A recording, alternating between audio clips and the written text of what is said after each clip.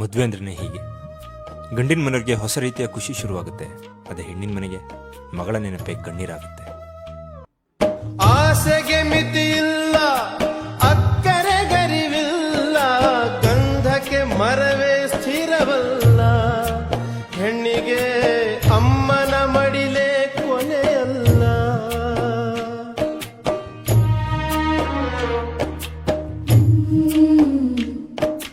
ತೆಂಗು ತನಗಲ್ಲ